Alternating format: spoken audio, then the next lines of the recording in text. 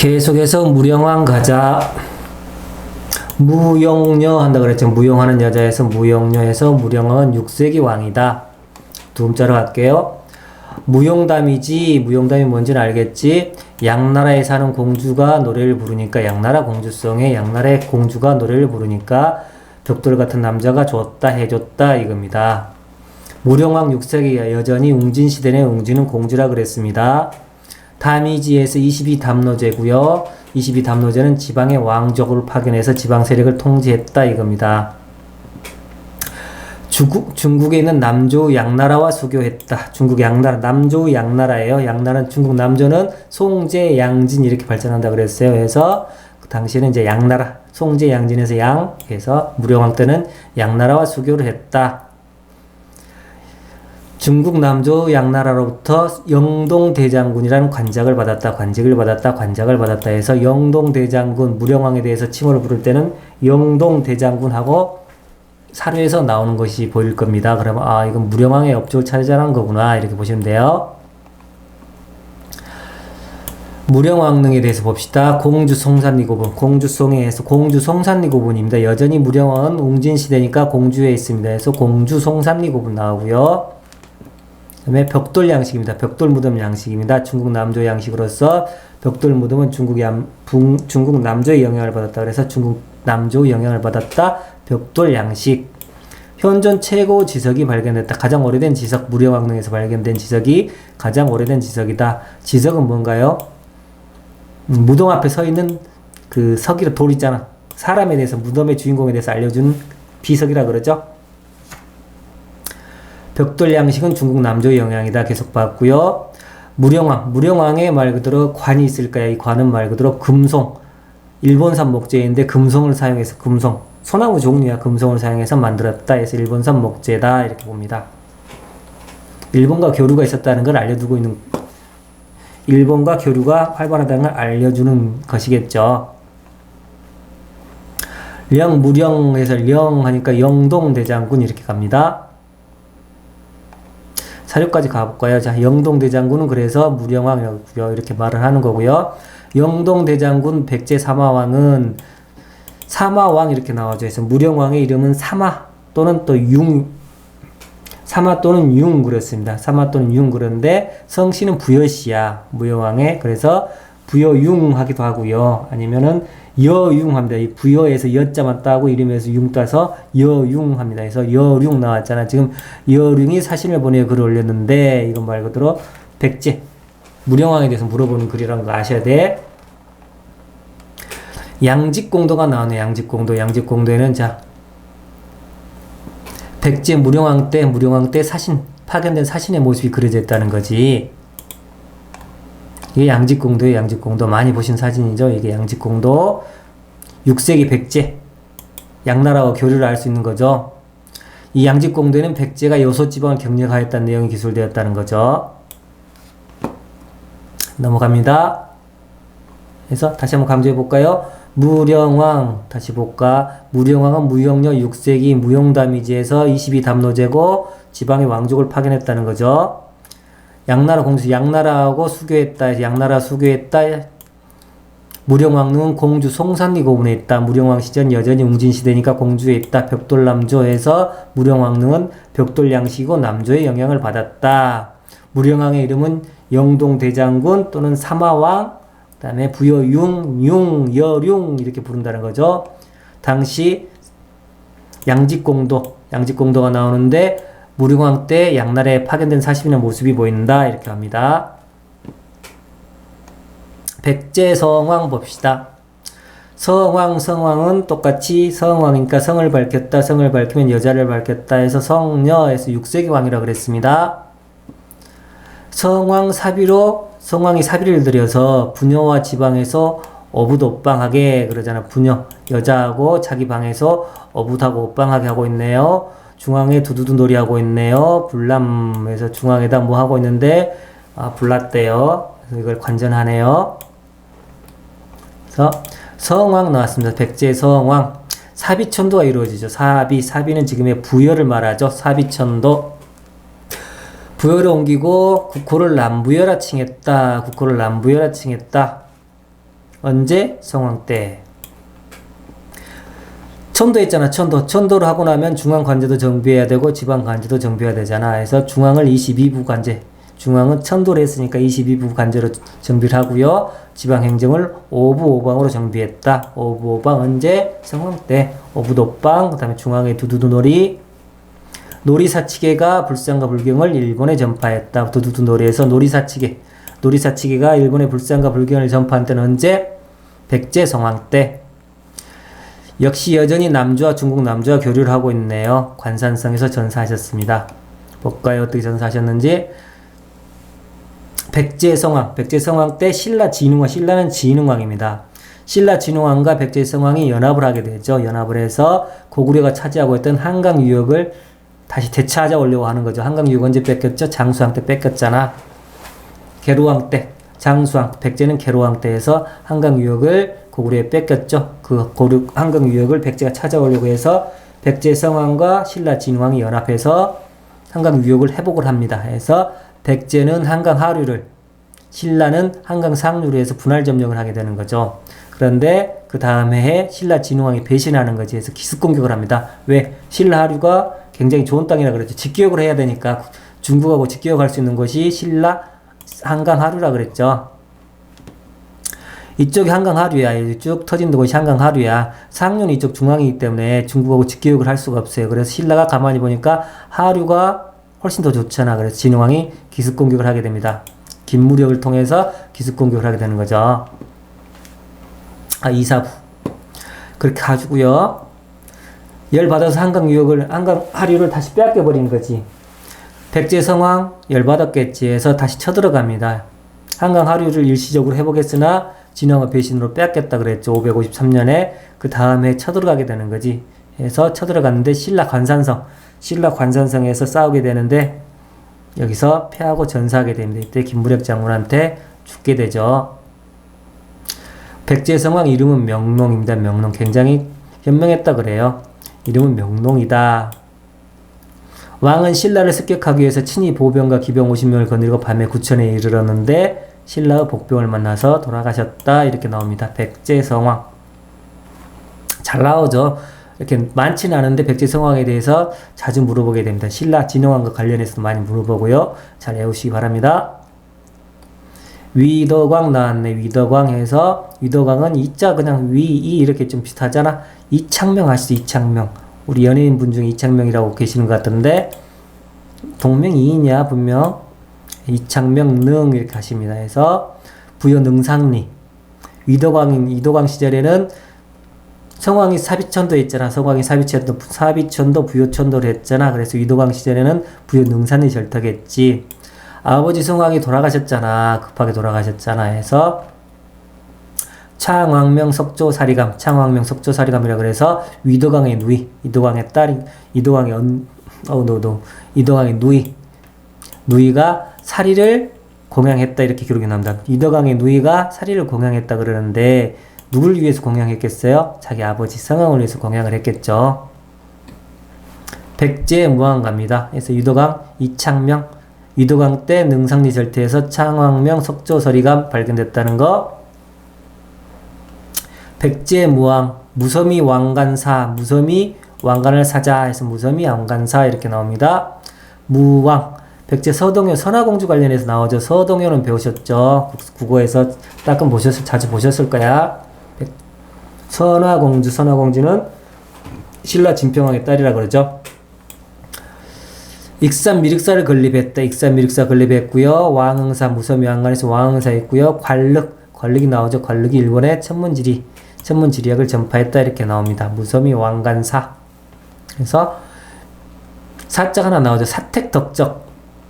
미륵사지 석탑, 백제 미륵사지 석탑에서 최근에 발견된 거지. 미륵사지 석탑에서 발견된 최근에 미륵사지 석탑에서 사리장흥구가 발견이 돼요. 그런데 이 기억에 보니까 무왕의비가 사택덕적이라고 나오는 거지. 사택덕적이라고 나오죠. 그 전까지만 해도 서동요 선화공주라고 나왔었는데 여기서 또 사택덕적이라고 나왔죠. 그래서 아직은 두 개 다 맞는 지문으로 봅니다.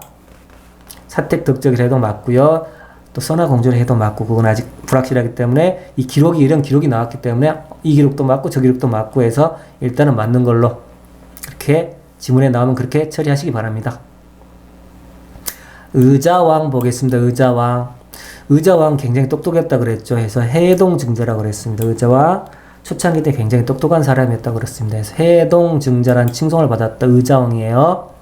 신라 대야성 등 40여 개 성을 함락시켜버립니다. 그때 신라왕은 선덕여왕이었죠. 그래서 고구려와 연합해서 당항성, 신라 당항성을 공격하기도 하죠. 신라 굉장히 당황했겠지. 그래서 김춘추가 고구려로 간다 그랬죠. 고구려로 가서 연개소문이한테 도와달라 그랬는데 김춘추가 도와달라 그랬는데 김춘추가 거절하면서 도리어 가둬버렸다 그랬죠.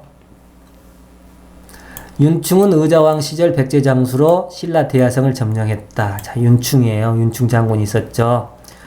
근데 당시에 신라 대야성 성주가 김품석이라 그래서 김춘추 사이였어요.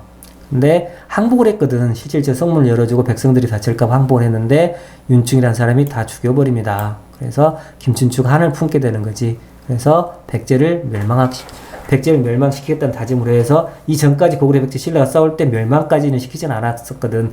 어느 정도 성을 함락시키고 나면 다시 돌아오고 그랬잖아. 근데 이때 쌓인 원한으로 김춘추가 백제를 멸망시키게 되는 거죠. 나당 연합군에게 멸망했다. 660년 의자왕. 의자대라 그러니까 당황했다. 의자에서 뭐 하려고 대라 그랬어. 그 의자대하에 당황해서 의자대야성 해 당황. 백제가 멸망했죠. 660년에 백제 멸망했고요. 그럼 부흥운동을 해야 될 거 아니야. 백제 부흥운동이 있습니다. 제복도 흑풍이 주류임. 제복도 흑풍이 주류임. 이렇게 나왔네. 제복 백제의 제자 잡아놓은 거지. 해서 복신 도침 흑지상지고요. 왕자풍이죠. 쭉 잡아놨습니다. 여기까지. 해서 옹립하여 부흥을 깼다. 주리성에서는 복신도침이, 임전성에서는 흑치상지가 이렇게 나오죠. 주리임에서 주리성과 임전성, 도주 잡아놨죠. 해서 복신과 도침은 주리성에서, 지존에서 흑치상지는 임전성에서 이렇게 가는 겁니다. 이때 백제 부흥운동할 때 외의수군, 외나라 일본 놈들이 도와주러 왔었죠. 그래서 외의수군이 백강전투라고 합니다. 백강전투. 그래서 백강전투 와서 백제 부흥운동을 지원했으나 실패를 하게 되는 거죠. 자, 쭉 와서 신라 하다가 이제 마지막으로 전체적인 시대 구분 한번 신라 시대 구분 다시 한번 해보고요. 시기별 왕 순서로 한번 정해볼게요. 신라까지 아까 전에 다 봤었죠. 삼국사기식 시대 구분이 있고 삼국유사식 시대 구분이 있습니다. 삼국사기. 자, 사기혈통 중대 무공. 사기혈통이 스님이 돼가지고 무공을 했다. 이렇게 하는 거죠. 사기혈통. 삼국사기는 말 그대로 왕혈통을 기준으로 해서 상대, 중대, 하대 이렇게 상대, 중대, 하대 이렇게 구분한다는 거예요. 그래서 삼국사기식 구분은 혈통 중심이다. 상대는 뇌물계 성골이었고요. 중대는 무열계 진골, 하대는 뇌물반계 진골이에요. 성골이 사라지고 무열계 진골이 들어왔죠. 그 다음에 다시 뇌물계 진골이 다시 들어온 겁니다. 하대. 그래서 중대를 외우시는 거야. 삼국사기 상대, 중대, 하대는 삼국사기식 구분이라 그래서 중대 때 요걸 외워놓으시면 좀 더 잘 아실 수 있겠죠. 중대 사기혈통 중대해서 삼국사기 혈통이고요. 중대를 외우시는 거고요. 중대 때는 무열왕부터 해공왕까지 해서 열문 이렇게 했었죠. 열문, 효성, 경해 이렇게 했었죠. 열문, 신문, 효성, 경해 이렇게 했었잖아. 열문, 신문, 효성, 경해에서 중대왕 순서를 쭉 외우셨죠. 그래서 이 순서대로 이게 삼국사기식 구분입니다. 삼국유사는 그렇다면 어떻게 구분을 지었느냐. 불교식 왕명을 썼던 사용했던 것을 기준으로 해서 삼국유사는 시대 구분을 했었습니다. 그래서 여기서 똑같이 중고로 외우시는 거야. 중고로 해서 유사불황 중고, 밥진덕 이렇게 나왔죠. 유사한 중고품 밥솥이라고 생각하시면 돼요. 유사불황 중고에서 중고품 밥솥은 밥이 찐덕거린다. 유사한 중고품 밥솥은 밥이 찐덕거린다. 이렇게 외우시면 돼요. 유사불황 중고 밥진덕 해서 삼국유사는 중고 때는 밥진덕에서 법흥왕 때부터 진덕의 왕까지 불교식 왕명을 사용했다. 이렇게 보십니다. 왕 순서는 다 외웠잖아요. 그래서 이 순서만 빼면은 나머지 앞뒤로 쭉 잘려지겠죠. 중고를 중심으로 해서 버풍왕하고 진덕여왕을 빼고 나면은 버풍왕 전대왕까지니까 혁거세부터 지증왕까지. 그 다음에 진덕여왕 다음부터 무열왕부터 경수랑 마지막까지 쭉 가시는 겁니다. 이때는 중국식 왕명이네요. 그래서 불교식 왕명을 상했던 기준은 언제? 삼국유사. 시기별 왕명을 보겠습니다. 이제 전체적으로 쭉 다 봤잖아요. 그래서 시기별로 4세기, 5세기, 6세기, 7세기, 8세기, 9세기까지 해서 왕들 다 연결 지어 봐야겠죠. 4세기 왕 볼게요. 4세기 백제왕은 초친에 침쏴 그런다 그랬죠. 신라왕은 넷넷에서 내무왕 이렇게 있었습니다. 4세기 고구려왕 미천내에서 미천왕, 소림사에서 4세기 소림사, 광개토왕, 광개 후에 싼다 그래서 해서 4세기 왕을 이렇게 한꺼번에 쭉 묶어서 외우시는 거예요. 5세기 왕 보겠습니다. 5세기 왕은 고구려 왕, 장수왕, 장어 먹고 오래 살았다 그랬죠. 장어 먹고 오래 살았다 해서 장수왕, 장어, 문자명왕 그렇죠. 그래서 대왕문어 생각해 보라 그러죠. 대왕문어. 영토 최대 영토, 고구려 최대 영토 대왕문어에서 문어 이렇게 하시면 돼요. 최대 영토 5세기 왕입니다. 신라 5세기 왕 누구냐? 놀지왕 놀다 그랬다 그랬죠. 놀지왕이라고 제가 바꾼다 그랬죠. 놀지왕 놀다, 서지왕 서다에서 5세기 왕. 백제 왕들 비계문 동성 오다 그런다 그랬죠. 비계문 동성이 왔다 그래서 비계문 동성 오다 이렇게 외우시라 그랬습니다. 해서 5세기 왕. 6세기 왕 볼까요? 6세기 왕. 신라 왕은 육지밥진 이렇게 오라 그랬죠. 신라 왕은 육지밥진 이렇게 외우시라 그랬었고요. 지중왕, 버풍왕, 진흥왕. 이거 황이라고 되네. 이거 잘 보세요. 다시 고치세요.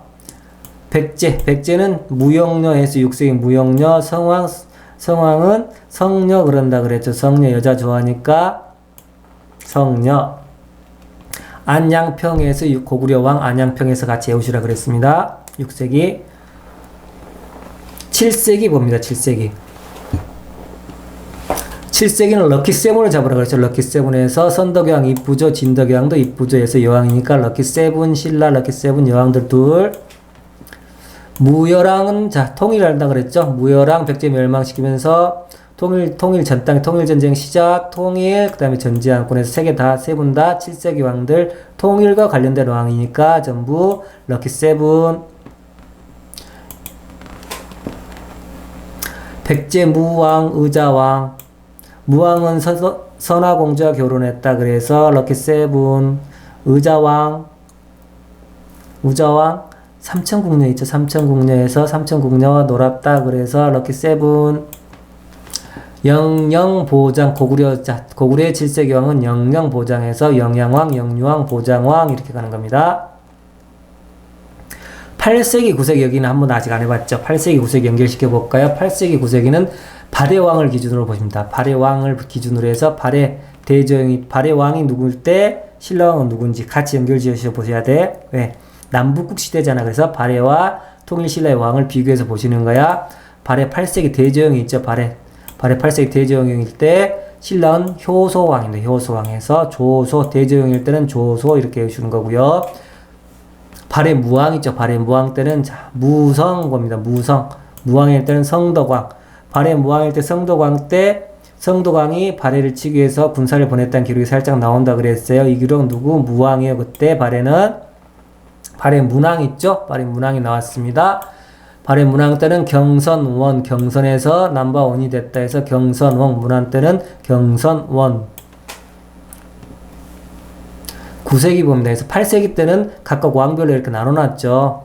왜냐면 발해 왕들 있잖아. 발해 왕 순서 외웠잖아. 그래서 발해의 중요한 왕들이 8세기 있었던 왕들에 대해서 당시에 신라, 통일신라 왕까지 같이 연결시켜 주는 거야. 어려운 부분이죠. 여기까지 다 하셔야 돼, 근데. 그래야 100점 맞을 수 있어. 자, 봅니다.